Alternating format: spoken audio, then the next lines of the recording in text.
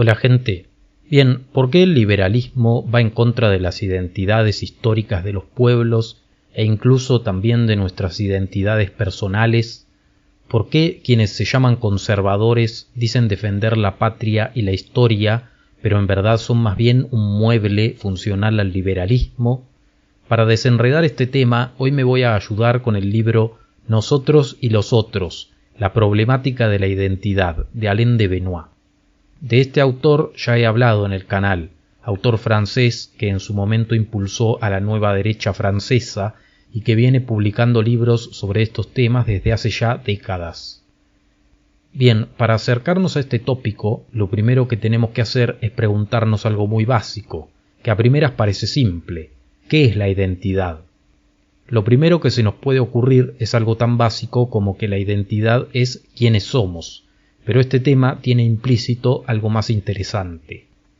No solo porque en un determinado momento una persona puede preguntarse ¿quién soy yo?, sino porque siempre que una persona o diferentes grupos humanos se lo preguntan, existe una motivación previa que los lleva a pensar en el tema. Algo enciende una alerta que los hace interrogarse sobre sí mismos y también existe un objetivo a cumplir que se resolvería una vez que se entiende sobre la propia identidad. Esto nos puede llevar a una primera idea clave, y es que toda identidad es dialógica. ¿Qué significa esto?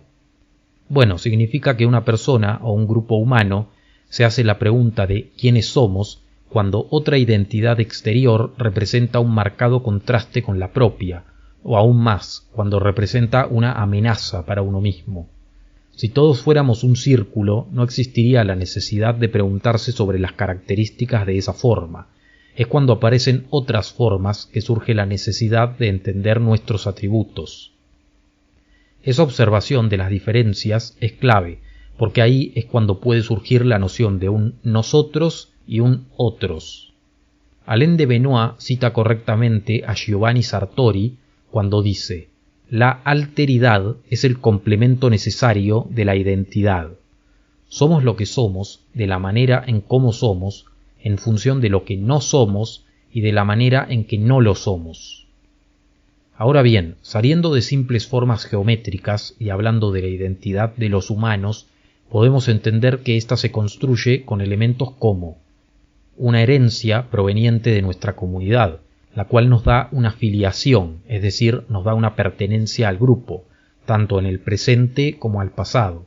Esto implica que, en cierta medida, la comunidad a la que pertenecemos y su recorrido histórico nos determina y puede haber marcado elementos clave como pueden ser nuestros vínculos o nuestras circunstancias actuales. Esta herencia de la que estamos hablando es un marco de referencia, establece los límites de nuestro contexto, y por ese motivo es que también nos constituye. Dentro de los elementos que componen a esa herencia están el acervo espiritual, cultural y material, el idioma, el territorio, la historia, el recorrido político, los eventos y personajes históricos importantes o el carácter nacional, entre otros. Ahora bien, de esto podemos sacar dos puntos importantes. Primero, que cuando decimos en cierta medida, significa que efectivamente parte de lo que heredamos sí se puede cambiar, pero siempre y cuando se pueda saber que esos cambios no van a significar la destrucción de tu historia, y siempre y cuando se lo comuniques a tus semejantes que pertenecen a tu misma comunidad, y no lo hagas en secreto sigilosamente. Este, por cierto, es el rol que se supone que iban a cumplir los conservadores de la nueva derecha, ya que una definición muy similar es la que da correctamente Miklos Lukács en algunos de sus documentales sobre el tema. Pero como en el fondo los conservadores argentinos son todos liberales disfrazados, que le llaman conservadurismo a un mero antifeminismo, entonces no podemos esperar mucho. El segundo punto importante es que, como dijimos antes, la herencia nos constituye. Por ese motivo, el hombre descubre su identidad más que lo que la inventa. Para poder responder a la pregunta de quién es, necesita más mirar al recorrido hecho previamente antes de que él llegara en su contexto que a su futuro incierto, ya que las decisiones que tome en su futuro van a estar inevitablemente influidas por esa herencia que lo determina. Esto lo resume bien el autor cuando dice: no es posible una creación de sentido individual que no se inscriba en una creación colectiva de significado. Pero a su vez surge otro punto importante, y es, como dice el autor literalmente, que la identidad es inseparable de una definición de lo que es importante para nosotros o no, expresa la parte de nosotros mismos que privilegiamos. Ahí es cuando ya podemos ir acercándonos al cortocircuito que se da en la actualidad. Por un lado, hay una proximidad natural, heredada, donde entran los elementos que mencionamos antes, como por ejemplo familia, pueblo, religión, nación, etc.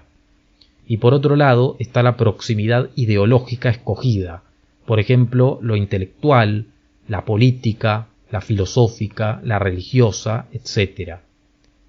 Nosotros, los hispanoamericanos, y en este caso los argentinos, somos el resultado de una síntesis histórica entre el recorrido de la filosofía griega, el derecho romano, el catolicismo, especialmente el hispano, llegado a América y radicado en nuestro territorio, donde además, en los 2 siglos de historia, también hemos llegado a tener pensadores propios.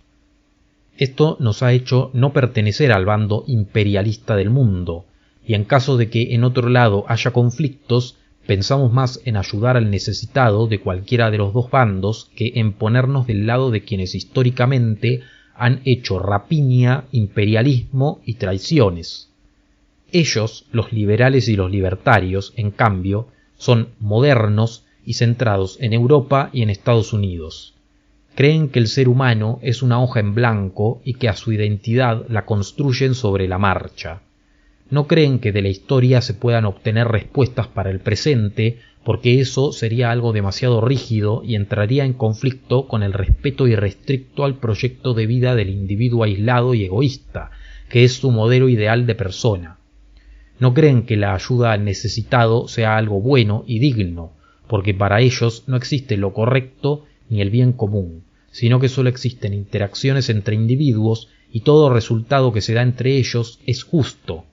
Creen que si todos accedemos a vivir bajo un mismo territorio es porque aceptamos simplemente un contrato social, que si no estuviera hubiera significado que seamos peligrosos los unos para los otros, y a raíz de eso lo único que puede haber entre las personas es competencia, donde solo sobreviven los más aptos, y los que perecen lo merecen por no haberse esforzado lo suficiente.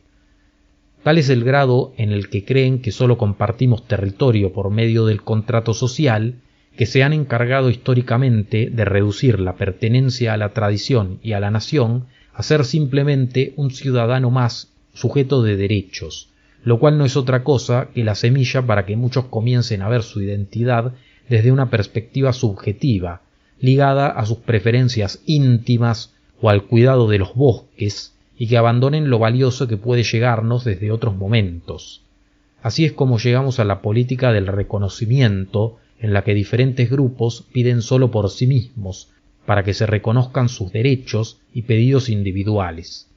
Si mientras tanto se pisotean los símbolos colectivos o se vende el país a otras potencias, no les interesa.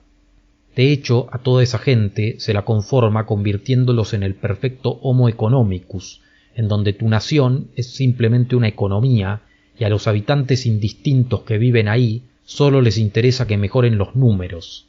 A partir de esa visión, todo se empieza a medir económicamente, y la existencia de algo más elevado que el pleno materialismo es visto como algo raro, para lo que nunca hay tiempo. Fíjense cómo todo esto se puede probar con las actitudes del actual presidente. Para él, Margaret Thatcher casualmente quería pasar por donde justo estábamos nosotros, pero eso es un incidente aislado. Como sobre el presidente no hay ninguna identificación con Argentina, ni tampoco ningún interés por la historia, entonces está mucho más interesado por su proximidad ideológica personal. Margaret Thatcher sí puede ser admirada, porque supuestamente fue importante para la caída del muro. Y si en algún momento los libertarios utilizan los símbolos patrios o izan la bandera, es solo por la, ya explicada en el canal, estrategia populista de derecha de Murray Rothbard, el mismo que pensó el mercado de hijos. según la cual, para implantar sus ideas anarcocapitalistas y libertarias, tenés que camuflarte entre los símbolos históricos y engañar con el discurso de que vas contra la izquierda, porque ese es el punto en común entre liberales y conservadores. En la actualidad, el presidente, nuevamente por su obsesión personal, poniendo eso por encima del interés de la patria, otra vez se acerca a un Estado que nada tiene que ver con Argentina, poniendo en peligro a toda la población y manchando nuestra historia. Ahora bien, lo que más nos tiene que servir de todo esto, a los que queremos restaurar el sentido de nación, es cómo lograr hacer una batalla cultural correcta para que la gente de nuestro país vuelva a tener identificación con su nación y no con causas fragmentadas básicas como derechos ligados a su intimidad, una obsesión con su economía o con cosas por el estilo. De manera que eso me gustaría que dejen en comentarios. ¿Cómo creen ustedes que se puede hacer una llegada efectiva a la gente? ¿Qué cosas ven que podrían ser útiles para ese objetivo? De manera que gracias por ver este video y nos vemos en el próximo. Un saludo.